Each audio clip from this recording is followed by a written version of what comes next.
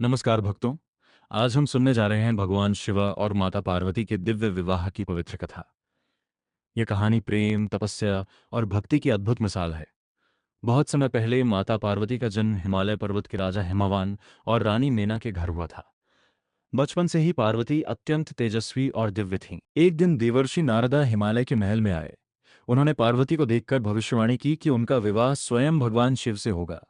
माता पार्वती ने जब यह सुना तो उन्होंने मन ही मन भगवान शिव को अपना पति मान लिया। उस समय भगवान शिव गहन ध्यान में लीन रहते थे और संसार से दूर रहते थे। पार्वती ने निश्चय किया कि वह कठोर तपस्या करके शिव जी को प्रसन्न करेंगी। वह जंगल में चली गईं और वर्षों तक कठिन तपस्या करने लगीं। उन्होंने भोजन, सुख सुविधाओं और आराम का त्याग कर दिया और केवल भगवान शिव का ध्यान किया। उनकी तपस्या इतनी कठोर थी कि देवता भी आश्चर्यचकित हो गए। देवताओं को भी शिव और पार्वती के विवाह का इंतजार था, क्योंकि उस समय एक भयंकर असुर तारकासुर का आतंक बढ़ रहा था। उसे वरदान मिला था कि केवल भगवान शिव का पुत्र ही उसका वध कर सकता है। इसी कारण देवताओं ने भी पार्वती की तपस्या का समर्थन किया। अंततः माता पार्वती की कठोर तपस्या से भगवान शिवा प्रसन्न हो गए। महादेव ने पार्वती की परीक्षा लेने का विचार किया। वे एक साधु का रूप धारण करके पार्वती के पास पहुंचे और बोले, तुम शिव से विवाह क्यों करना चाहती हो? वह तो भस्म लगाते हैं, श्मशान में रहते हैं और बहुत साधारण जीवन जीते हैं। यह सुनकर पार्वती ने उत्तर दिया, भगवान शिव ही इस सृष्टि के सबसे महान और दिव्य देव हैं। मैं उनसे ही विवाह करूंगी।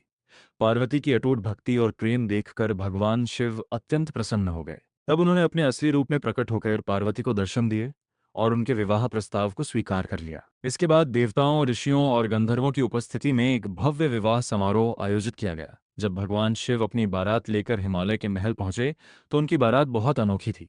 इसमें देवता, भूत प्रेत, गण और योगी सब शामिल थे। पहले तो माता मीना ये देखकर घबरा गईं, लेकिन जब उन्होंने शिवजी का दिव्य रूप देखा तो उनका भय दूर हो गया।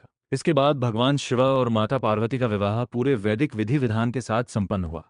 यह विवाह केवल दो व्यक्तियों का नहीं था, बल्कि यह शक्ति और शिव के मिलन का प्रतीक था। इस दिव्य मिलन से आगे चलकर भगवान कार्तिकेय का जन्म हुआ, जिन्होंने असुर तारकासुर का वध करके देवताओं को उसके आतंक से मुक्त किया। ये कथा हमें सिखाती है कि सच्चा प्रेम और भक्ति किसी भी कठिनाई को पार कर सकती है।